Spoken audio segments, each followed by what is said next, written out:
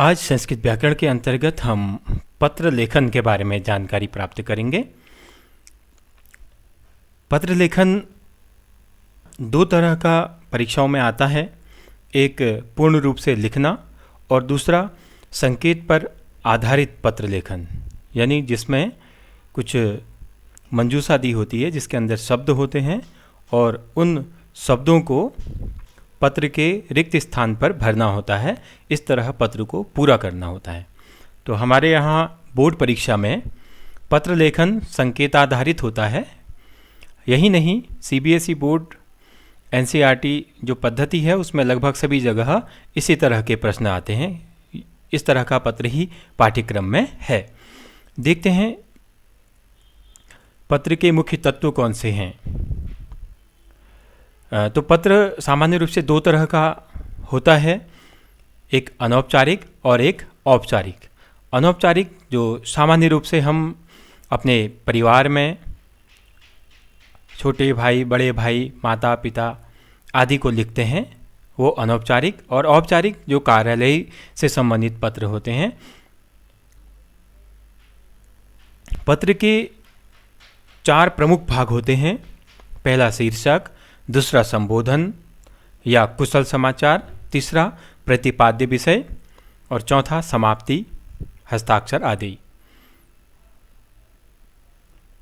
सामान्यतः परीक्षाओं में हिंदी और अंग्रेजी की ही भांति संस्कृत के पत्रों को लिखा जाता है, जो आजकल की अधुनातन परिपाटी है। एक अलग सेटअप में हम उसको लिखते हैं। इनमें अग्रलिखित बातों का व्यवहार होता है। इनको किस तरह से लिखा जाता है? सबसे पहले स्थान निर्देश, जगह का निर्देश किया जाता है और उसके नीचे दिनांक लिखी जाती है। जैसे चंडीगढ़ात, नीचे 19/7/2019, ये पत्र में सबसे ऊपर दाहिनी ओर लिखा जाता है। बेड़गांवतः 15 अगस्त 2018, नीचे दिनांक, ऊपर जगह का नाम। इसी तरह काकड़ी घाटतः 6/9/2014, हरिद्वारतः 5/7/2014।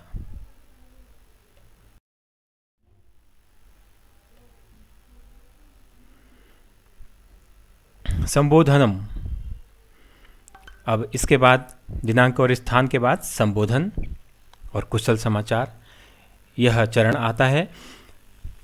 इसमें बाईं ओर जिसको पत्र लिखा जाता है उसको संबोधित किया जाता है। जैसे यदि हम पुत्र के लिए लिखते हैं तो हम लिख सकते हैं, प्रिय पुत्र सुरेश, सतम शुभानि भूयांशु, अथवा सस्नेहम आसिहि।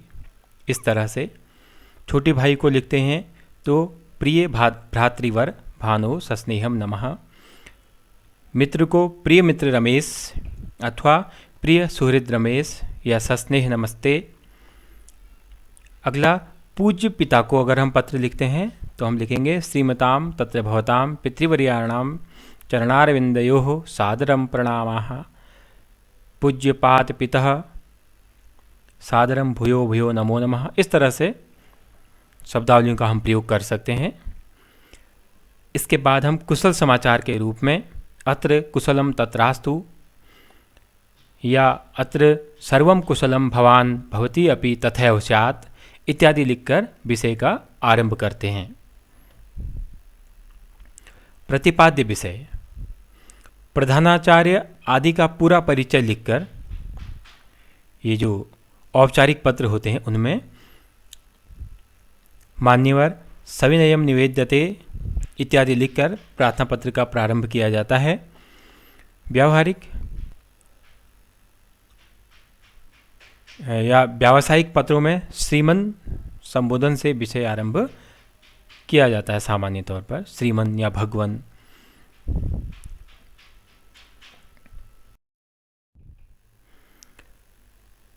विषय कथन के बाद भवदीय आदि शब्दों के द्वारा अपना नाम, हस्ताक्षर आदि करके पत्र की समाप्ति की जाती है।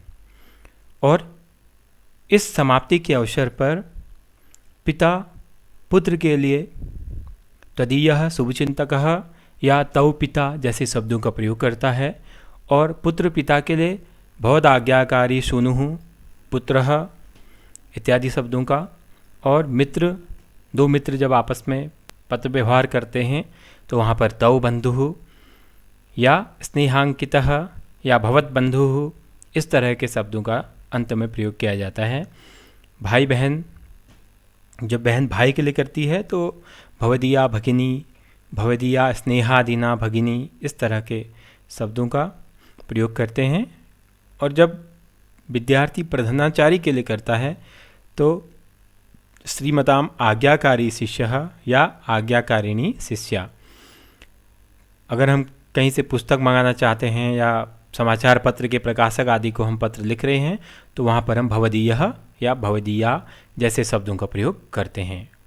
और सामान्य रूप से जो औपचारिक पत्र होते हैं, जो सरकारी चिट्ठियाँ होती हैं, उनमें पत्र की समाप्ति पर बाईं ओर दिनांक भी लिखी जाती है।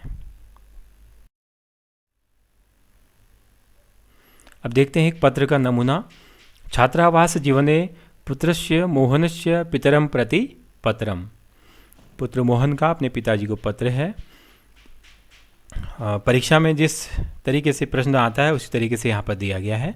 मंजूषा में जो दिए गए शब्द हैं उनको छांट करके आवश्यकता अनुसार रिक्त स्थान की पूर्ति करनी है। मंजूषा में शब्द दिए गए हैं समम, चिंता, तिष्ठन्ति, वयम, प्रणामः, छात्रावासम, गायन्तः, महापुरुषाणाम, सस्नेहम, मोहनः। इन प्रार्थना पत्रों में हम सबसे पहले इसके भाव को समझते हैं, जैसे हम हिंदी में लिखते हैं उसी तरह से, और उसके बाद हम इनके अर्थों को समझते हुए अर्थपूर्ति के लिए शब्दों को मंजूषा की सहायता से भरते हैं। पूज्यपाद पितः सादरम भूयो भूयो नमो नमः। पटेल नगर दिल्ली से पत्र लिखा गया 1 जुलाई 2014 को।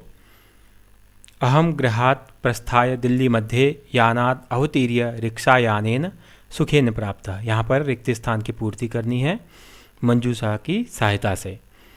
तो यहाँ पर किस में क्या शब्द आएगा इसे हमें बहुत सोच विचार कर भरना होता है, अन्यथा यह गलत हो जाता है। और एक जगह गलत हुआ तो सारे शब्द इधर के उधर हो जाएंगे और हमारा पत्र लेखन सही नहीं होगा। तो सबसे पहले हम भरते हैं छात्रावासम सुखेन प्राप्तः, मतलब मैंने छात्रावास में मैं पहुंच गया हूँ। अस्मिन् कक्षे वायोः प्रकाशस्य च आगमनाय वातायनानि तिष्ठन्ति। यहाँ पर खिड़कियों की व्यवस्था है प्रकाश हवा आदि के लिए। मया भित्तिषु चित्राणि प्रतिलम्ब्य कक्षम शोभान्वितम। तो यहाँ पर हम भरेंगे महापुरुषाणाम चित्राणि। किसके चित्र लगा रखे हैं? महापुरुषों के। महापुरुषों के चित्र दीवार में लगा के सजा रखा है। अत्र पानाशयो सुप्रबंधः। यहाँ पर भोजन पानी की बहुत अच्छी व्यवस्था है। प्रांगणे वयस्यैः समम यदा कदा स्थित्वा गोष्ठी सुखम अनुभवामि। इसी के प्रांगण में अपने हम उम्र विद्यार्थियों के साथ हम कभी कभी कुछ चर्चा परिचर्चा भी करते हैं। तो कहते वयम कदाचित गेय पदानी। मैं कभी कभी कुछ गाने वगैरह गायन्तः शिष्टम हास्य परम अभिनयम कुर्वन्तः। गा करके कभी कभी थोड़ा बहुत हास्य अभिनय इत्यादि करके अन्य लोगों को के साथ जो है सुखपूर्वक समय यापन करता हूँ। तत्र भवता मम किंचित अपि चिंता न कार्य। आपको मेरी कोई चिंता नहीं करनी चाहिए, मैं सुख से हूँ। मातृपादयोः प्रणामः। यहाँ पर हम प्रणामः भरेंगे। भ्रातॄणाम भगिनीनाम च कृते सस्नेहम सश्लेषः। भाई और बहनों को मेरी ओर से प्रेम। अस्तु भवदीयो विनीतो बालः। अब यहाँ नीचे नाम भरा जाता है, जैसे इसके अनुसार हम भरेंगे मोहनः। एक और पत्र का प्रारूप हम देखते हैं। ये तो था अनौपचारिक, अब हम देखते हैं एक औपचारिक पत्र। रुग्णावकाशार्थम प्रधानाचार्यम प्रति प्रार्थना पत्रम। यहाँ पर भी मंजूषा है।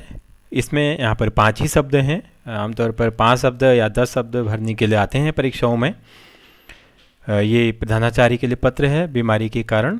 अब देखते हैं इसको कैसे भरते हैं। सामान्य रूप से जैसे हम हिंदी भाषा में प्रार्थना पत्र लिखते हैं उसी तरह से संस्कृत भाषा में भी लिखा जाता है, वही फॉर्मेट, वही प्रारूप, और उसी को समझते हुए हम यहाँ पर शब्दों को भरेंगे।